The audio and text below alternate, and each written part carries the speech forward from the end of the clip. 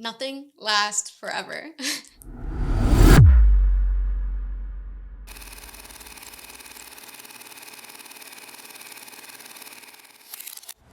Welcome to Journeys in Focus, where every path tells a story. I'm Brendan, your host, and together we'll explore the journeys that shape our lives and bring our world into focus. Adjust that focus, come along on the journey. Welcome back to another episode of Journeys in Focus. Today we're here with Victoria Rose. Thank you for coming on today. First, we kind of met freshman year in college. And through that time, I think a lot has changed between the both of us. And what really kind of has started you on this new journey that you're kind of focusing on right now? Yeah, so I'm definitely starting out my entrepreneurial journey, moving towards digital marketing. I did get my degree in advertising. When you met me, I was studying environmental sciences. So a lot has changed. Still, I'm a lifelong learner, always developing what I want to do next. And now I'm moving into more like mindset, motivational speaking, content, trying to just like empower women. Coming from North Carolina, what kind of made you set, maybe as of right now, New York City as being the place to kind of start this new journey of mindfulness and empowerment? Okay, so context about North Carolina. So I grew up in a military family. So I was born in Louisiana. I've lived in Alaska. I graduated high school in Germany. I've lived upstate New York. And my family is from the Bronx, my mom and my dad. So I still have family in New York. Okay. So context of ending up in New York, I was like, I have to go back to America because I was graduating school in Germany. So I was like, I have to go to college and then I have to go back to America. Because I didn't want to go to school in Germany because my family was going to leave in the next year. And then I would have just been out there. Mm-hmm. And I had no idea where my family was going to get stationed next. Got it. So I go to New York because I have family here. Got it. And I went to St. John's because I didn't have to write an essay. So. Hey, sometimes it's the easiest way to yeah, I definitely was not. Growing up my entire life, I was an overachiever. I did every extracurricular on top of my grades. My senior year, I really fell off and I was drinking a lot. I was partying a lot. I was caring about way too much about what people think. I think that senior year really is kind of like where my story goes into what I'm doing now with mindfulness, and I'm really religious now. I do believe in God and I have a really strong faith. But because of that, I came to New York, went to St. John's. I don't know why I chose environmental sustainability. I was vegan at the time. I was vegan for 9 years. And just recently, a couple months ago, I started eating fish and dairy. So I still don't eat meat, but I'm pescatarian. Mm-hmm. And I think it's always been important to me to have discipline in some sort of aspect of life. So I think food was always that for me. And now I'm moving into I want to start going to the gym and working out more. But also my faith is also a discipline and practicing that every day. Okay. Lots of context. Hey, it seems like what you've been doing on social media is definitely getting attention from a lot of people, and people are interacting with your content and enjoying what they're seeing, whether it's just going on it and just seeing what you post for the day. That kind of helps them move along in their day or give them something to think about to improve in their life. It definitely seems like that's the approach that you've been taking. But do you feel like there's something that has motivated you to kind of go down that line and help motivate others? Yes, and I think New York specifically is a big place that needs it and where it is pertinent, because a lot of people feel like they're on their own, and a lot of people have that mentality of everybody's out to get me. I have to move in a certain way. Don't tell people what you're doing, or just very guarded. So I think what I do with my platform, and Honestly, it's only been like 2 or 3 months that I've like really changed the way I'm posting and what I'm changing my account to like actually be like productive and positive. And I've been getting a lot of messages from people just being like, I love the direction. But also with the good messages, like there have been bad. Some people will be like, oh, well, this video only got 20 likes. So why are you posting every day? That's actually bad for the algorithm. And I'm like, actually posting every day, like, I actually like 10 times my reach. So I really don't listen. I listen to the negative things and then I just know who I want to be around. Because some people will be like, I see what you're doing, you need to be doing more of it. Because I have friends that are like, yeah, before you were posting, you were like that pretty girl on Instagram. Like, oh, we get it. Like, you're another pretty girl on Instagram.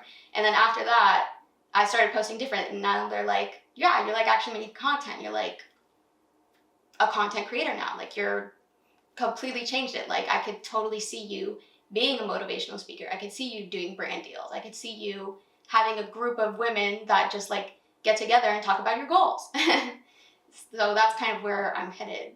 But yeah, New York. Do you feel like the people that have been reaching out to you, whether it's from the positive side or the negative side, do you know them, or are they just random people just messaging you? It's definitely people that I know. Okay. Yeah, I haven't really gotten into the space of like random people telling me what I should and shouldn't be doing. And it is interesting because like it is people like I know, but it's not people that I'm like super close with or like I talk to them all the time. A lot of the good things do come from people that I am close with. Like even my dad was like, "Oh yeah, I've been seeing your content and I don't know if I should comment on it, but I like it." And I'm like, "No, it's good for the algorithm, comment." I'm like, "Please." Now, do you feel as though the negative messages that you have been receiving are helping you in a way to keep pushing forward and put out more stuff to help people, or does it kind of like get to you in a sense where it's like, oh, maybe I shouldn't do this anymore?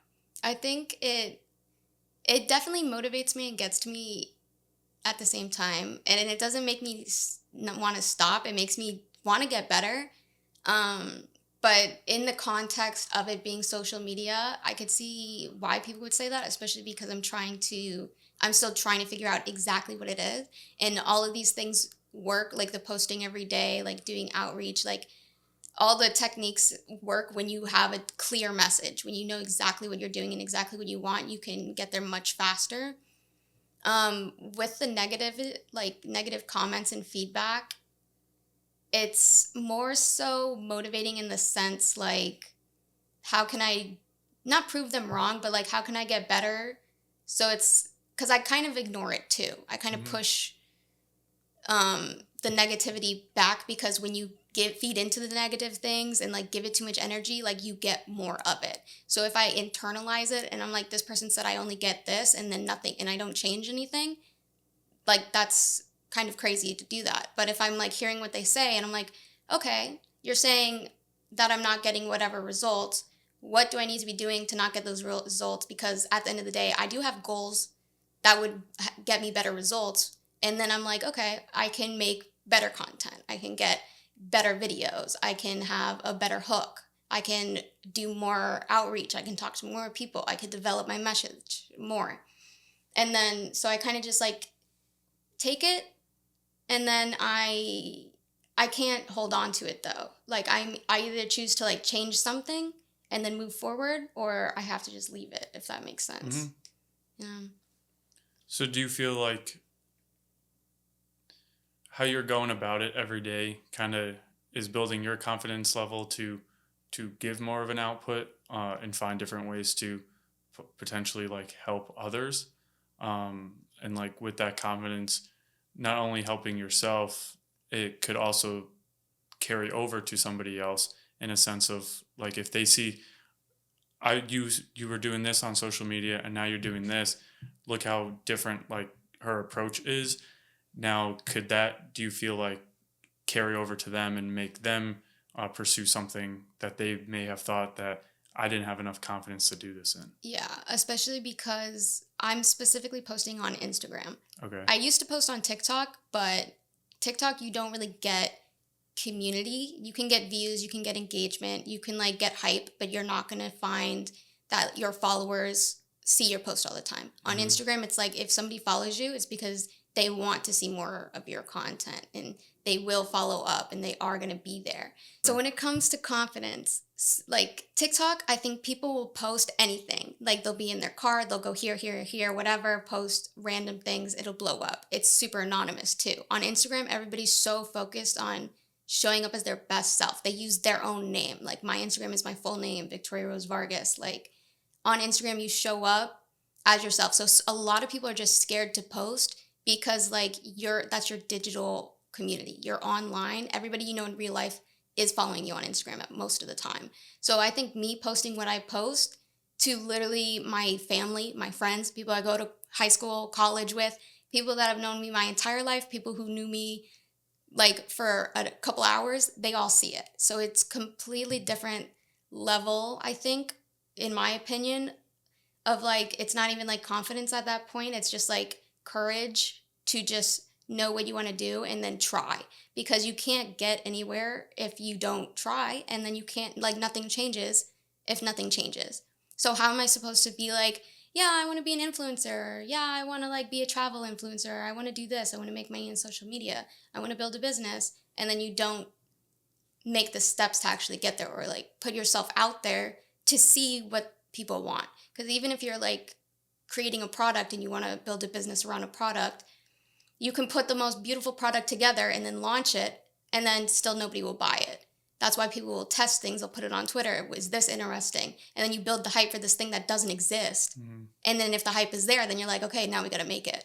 Yeah. If that makes sense. Now, when you're kind of planning on what you're going to post, does it just naturally come to you? Do you have to do like a lot of research into it? Are you looking at other people's like platforms in a sense to get ideas off of?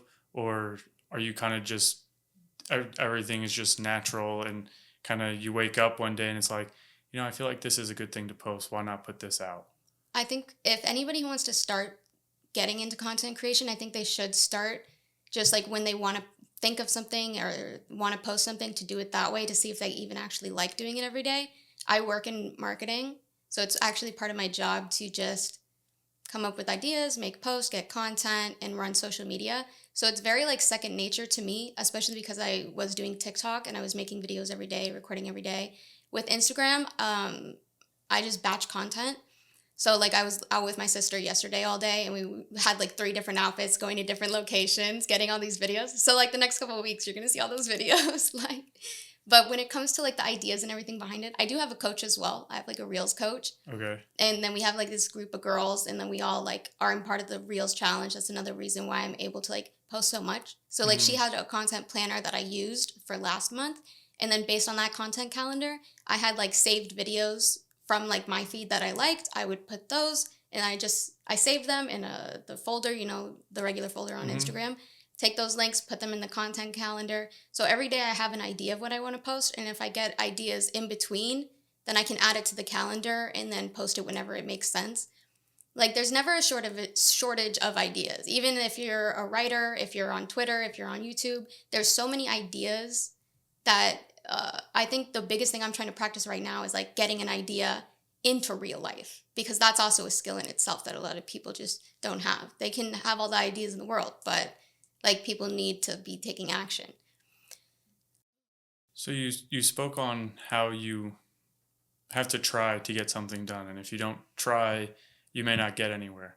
How does that kind of take to you on don't hold back on anything? As you should always try it before you hold back from doing something, because you probably never assumed that you were going to be going down this current path that you're on, trying to spread mindfulness and motivation for others.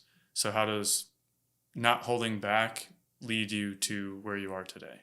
Yeah, I think that's also part of the mindset of, in college, I was like, okay, I'm going to graduate, and then I'm going to get a big corporate job, and life is going to be fantastic, and I'm going to have an apartment, and I'm going to do all this. But while you're busy making plans, life is what's happening. Like, and your plans never turn out the way you think they will. And so when it comes to like not holding back. I think my favorite mantra, like my favorite thing to live by is like the way you do anything is the way you do everything. Like the way you clean your house. If you do it 100%, you're going to do everything else 100%. If you do it 50%, like how are you going to do your work? 100%. Like every little thing like adds up to be, because the way we do anything in life compounds. So life doesn't, it never gets easier. Like you can only handle hard things better. And if you're able to compound like the effort you're able to give everything, you can, and especially when you add focus and discipline on top, you're just consistently winning.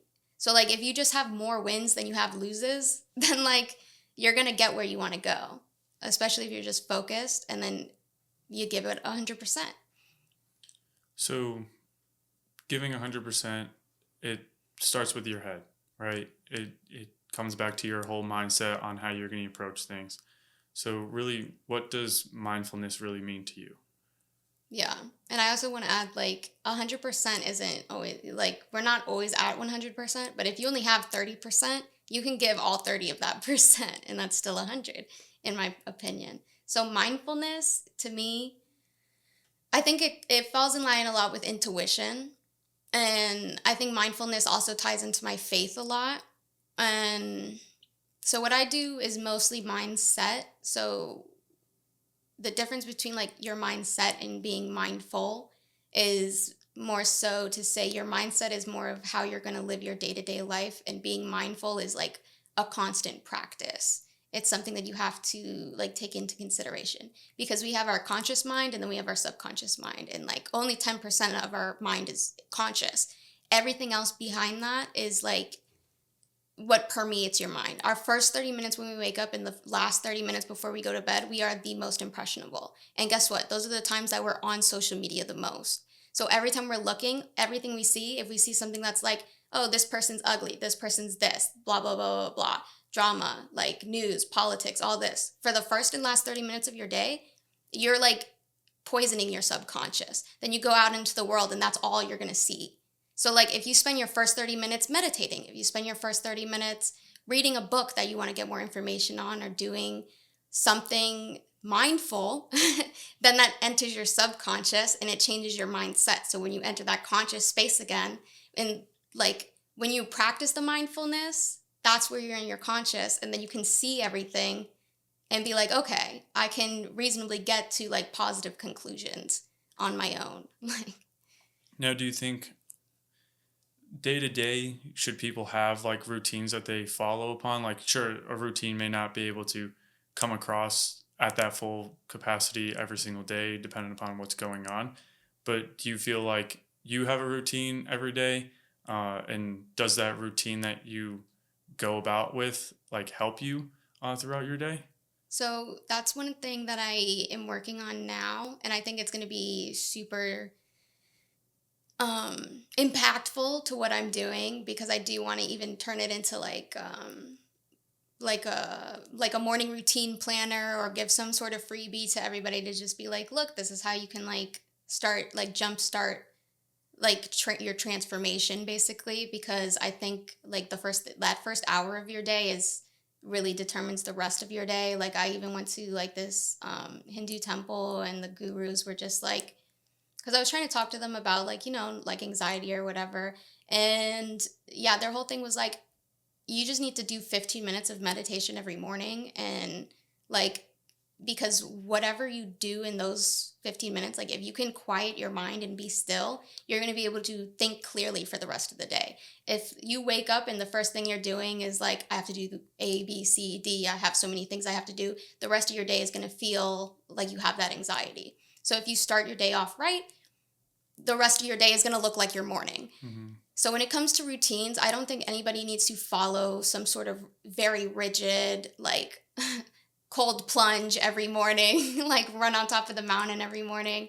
But I think humans in general, we have a natural tendency to want routine and to want to be stable and comfortable, which is funny with the whole entrepreneurial side of things, because you need to be more able to take risk and put yourself out there and just like express yourself in ways that other people aren't able to. So when it comes to routines, I think finding a routine that just works for you and makes your day better is the best thing you can do. Because when it comes to like a nighttime routine, I think the only important thing at night is to plan for the day before or plan for the week before. Like they say, like a successful day starts the night before. A successful week starts on Sunday. So when I get home tonight, I'm just gonna be like, okay, what do I want my week to look like?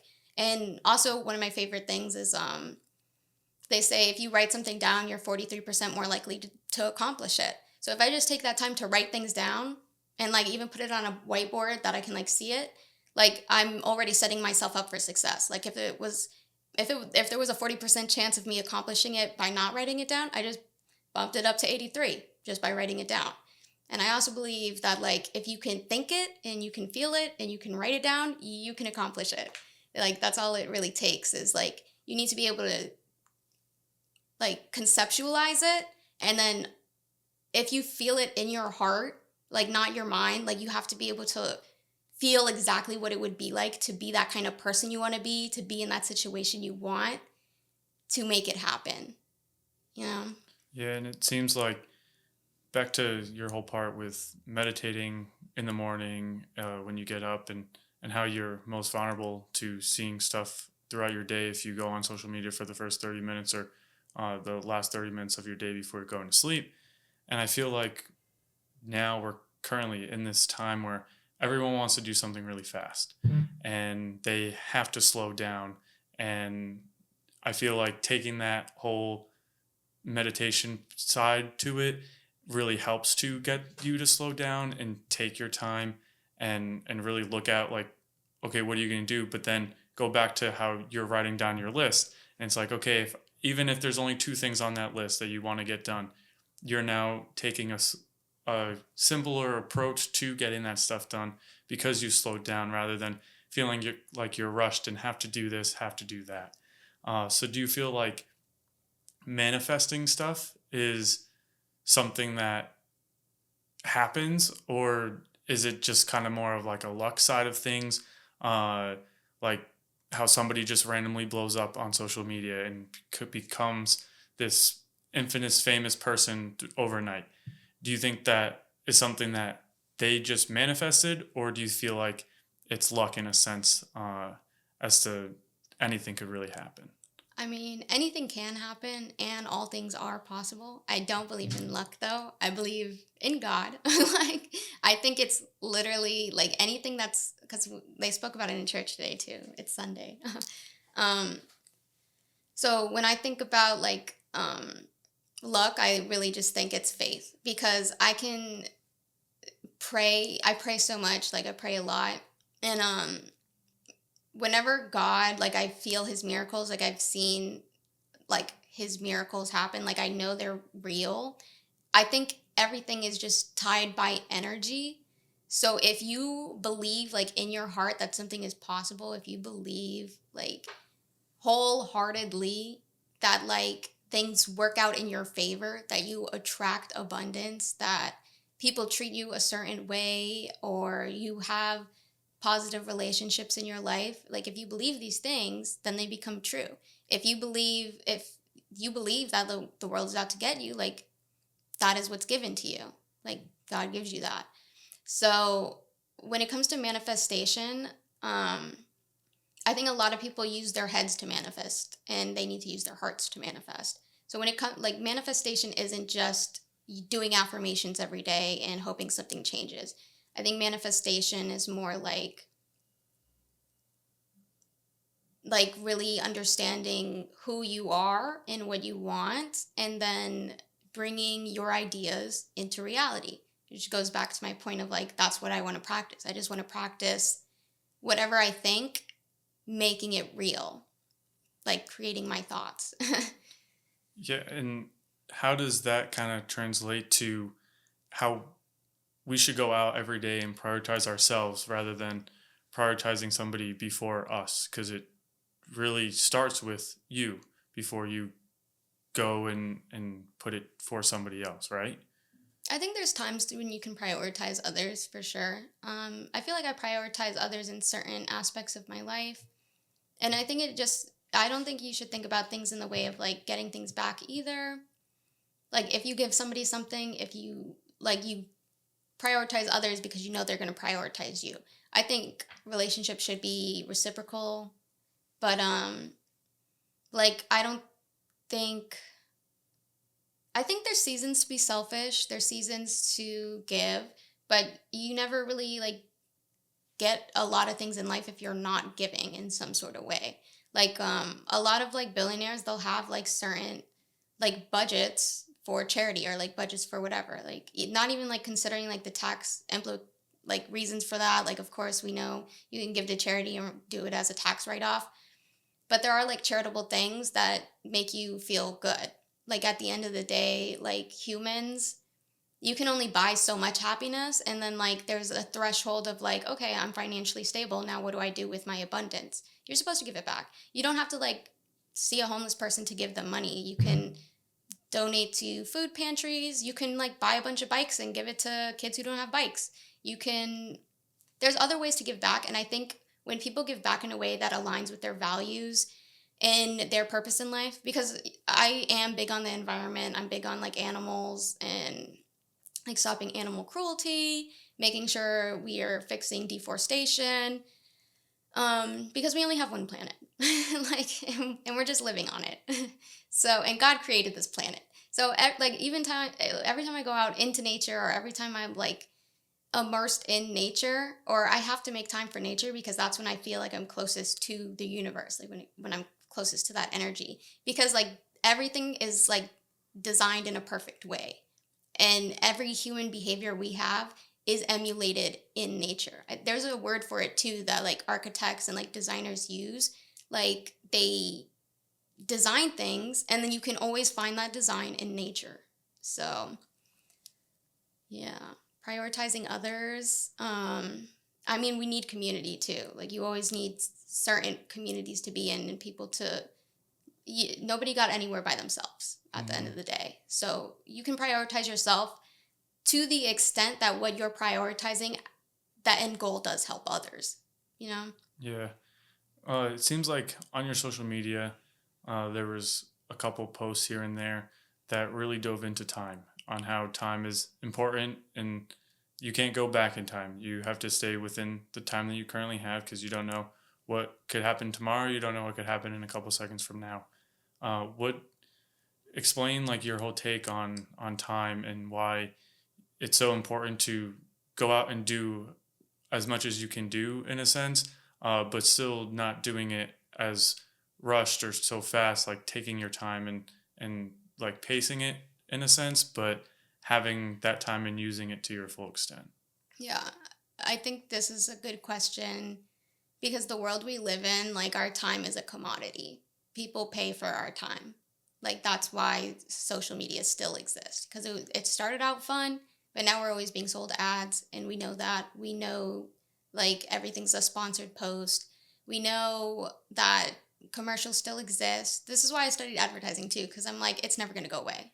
Like our time is so valuable, and people who own companies know that. They know our time is valuable. The only thing I think is more important than time is energy, because you can control your energy and you can get it back. You know you're going to lose your energy by the end of the day. You can, to an extent, control your energy. But like time, I don't even like looking at time as like a resource, because even when it comes to trading your time for money, like there's ways to make money without trading your time. We all know this. Like you can own a business, you can own property, you can be a manager instead, or you can like sell your ideas. You can get paid to be creative, which is basically what I'm trying to do. I'm trying to build social so I can be known as somebody who has good ideas and people listen to my ideas. And then when I have an audience, people are like, okay, maybe she's saying something important. But you could say something important and not have an audience as well. So when it comes to time, yeah, we have a very limited time on this earth.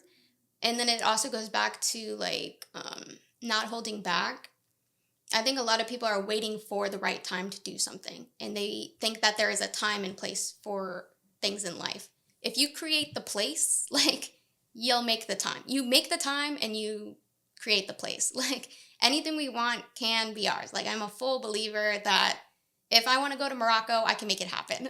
Like everything, if I'm supposed to be somewhere, like God takes down the barriers. If I'm not supposed to be somewhere, like then there's going to be a lot of obstacles. And then it's really up to me if I want to go off of God's path to get through those obstacles, to get to the place that maybe I'm not supposed to be.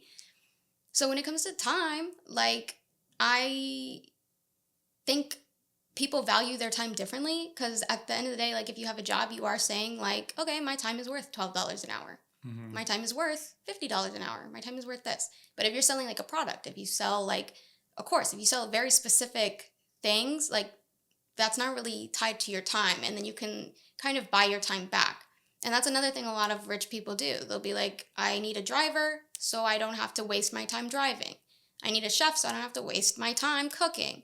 And I don't think things like that are super accessible, but they are just things like to think about. Because one thing that I do even just in personal finance is like I just try to spend less on the things I don't want to spend money on. Like I'm not always home, so I'm not going to like spend a lot of money on rent because I don't really care too much about where I live. I want to go travel. So I'm going to spend more on like maintenance for my car to make sure it doesn't break down on me. Or I'm going to spend more on like, I don't know, what do I spend more on? Like food. I like going out to eat. So I like don't really have a grocery budget. I just like get breakfast items and then I'll go eat out with my friends.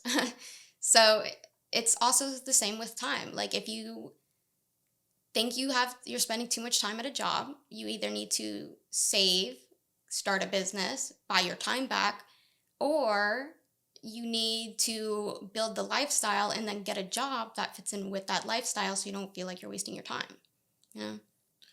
Staying on the topic of time, are there really 3 words that you could describe time as that may help that may have helped you realize like the importance of time, or that may even like show others that time is important through the 3 words? Nothing lasts forever. Hey, that's 3 words that works. Um, and it's true. Nothing doesn't. No. You could be on the top one day, bottom next day. Yep. And it's even life. You were born, and you will pass eventually in life, and you never know when it could come. It could be tomorrow. Could be in a couple seconds, or it could be years from now. You don't know, and really cherishing that time is the best way to do it. Whether you're cherishing it with others, just improving your life as yourself, and kind of just going about every day as you want to live your life, and basically be who you want to be in the end. Yeah, I think a lot of people struggle kind of with their own mortality of like, okay, like when we're in high school, we think we're going to live forever. But honestly, I think a new trend, not like trend in a fancy way, but just like pattern observations, is like we see a lot of high schoolers that don't even see a future for themselves. And then they end up going to college and now they're like, oh shit, like, what am I going to do for the rest of my life? And now they think they have the rest of their lives. And now they experience this freedom. And then the life expectancy of people is getting larger. Like 50 years ago, people were dead when they were 40. Now it's very likely a lot of us will see 100. It's like super likely. And I mean, we're not guaranteed those days, but it is something that we're going to have multiple lifetimes. Like even if you're like a millionaire in your 20s, you might not be when you're in your 50s. If you're broke all the way up till 50, you can still in 2 years get that million and then be chilling till you're 100. So I don't think people should like plan their entire life out either, because there's just so much uncertainty. But finding that alignment where you're just happy is like more valuable than like anything else. So. It's like the whole reason of starting the podcast. It's Journeys in Focus is not just about your journey, but it's finding that focus and what brings you to a whole. in the end, from how I started to getting over those obstacles to now being here, and kind of doing things as I want to do it and be the entrepreneur I want to become, and grow business and do what I have to do.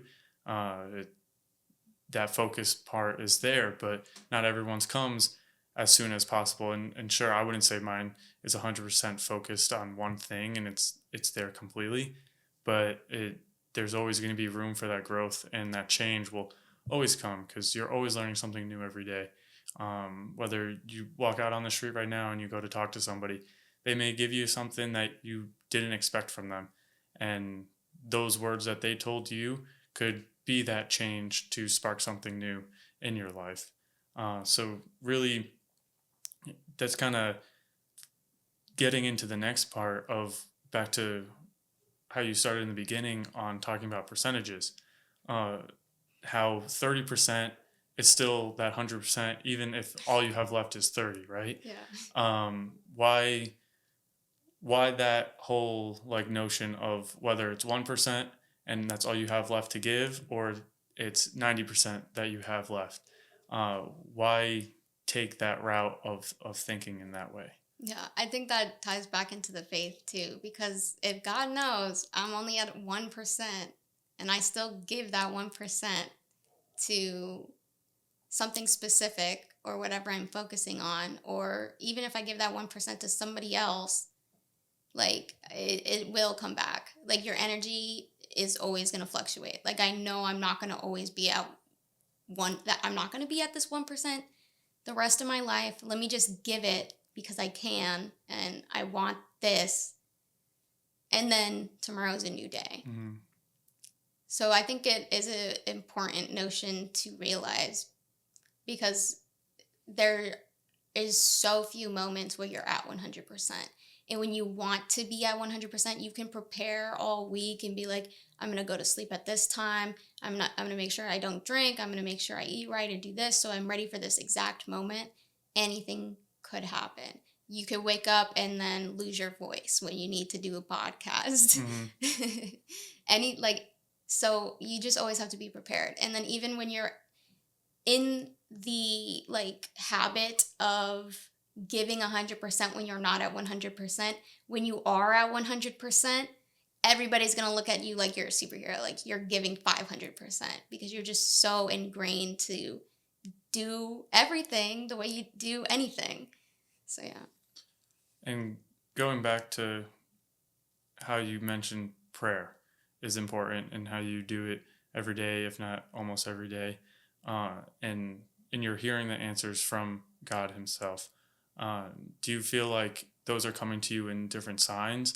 And when you see those signs, does it make you stop and be like, wow, he answered this and is telling me that this is the direction I have to go for? Or are they kind of just like feelings that you're receiving as you go about in your day? I think that's an interesting question, because I think signs are also different than just talking to God and understanding him and your relationship with God. Because a lot of the times, if I'm in a habit of praying more frequently, if I'm praying a lot, I'm not seeing signs as much. But if I haven't been praying frequently, that's when I start to see the signs, because it's almost like a sign to just get back to God, because he misses us. He did die for our sins. But so I think a lot of people pray for signs, or look for signs to give them an option, tell them what to do with their lives. But that's not the way you're supposed to live life. You're supposed to live life in the moment. If you look at it as a timeline, and you have the future, you have the past, and then you have the present, you can only be with God in the present moment. You have to talk to him, and then you're on that spectrum. And then, because if you worry about the past, it's not we worry about the past. Mm-hmm. You can reminisce on the past, you can have good feelings about the past, but most of the time, if we're sitting and we're thinking, and then the past comes up, we usually don't have a lot of sometimes a lot of people have worry or fear of wow, that was a bad time, and we can go down this whole spiral. So we have to come back to the present moment. And then we also worry about the future. We're what's going to happen? Am I going to pay whatever bills? Is this going to happen? Am I this opportunity, but you just have to come back to the present. So, I mean, you could be excited for the future as well. But when it comes to like looking for signs, I don't like ask God to give me signs like down the line or whatever. I'll just, if I need something from God, like yeah, I can only ask for his wisdom. I can't ask for him to do something for me or like make something appear. But God loves to give you what you want. Like if you've followed your own morals and like you've stuck with what you believe in and like follow your values, like God is more than willing to give you abundance and give you all the treasures and glory in the world. Like it is totally possible, but he just really wants us to understand. Yeah. Like we just want to understand people. We want to understand the world around us, and if we just like seek wisdom and knowledge and share wisdom and knowledge and create communities where people can just like feel love in abundance. That's the way God works. So yeah, exactly. And really to kind of wrap everything up, what do you think that is there something you want to say that could potentially be that like next motivation factor for somebody to go out and do something that they may have been searching for?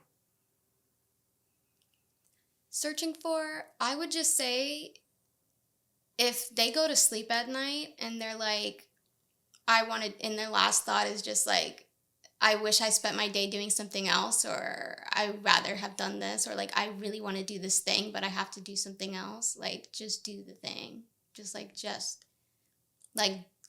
I mean, do what you got to do the thing if there's steps before that. But if there's something you really want, like if you really want to start a business, there's never going to be a right time. If you really want to like own a home, there's never going to be a right time.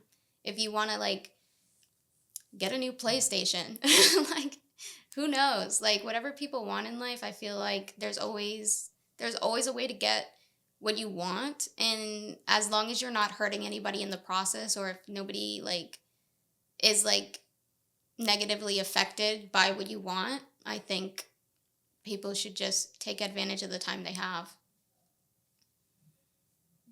Well said.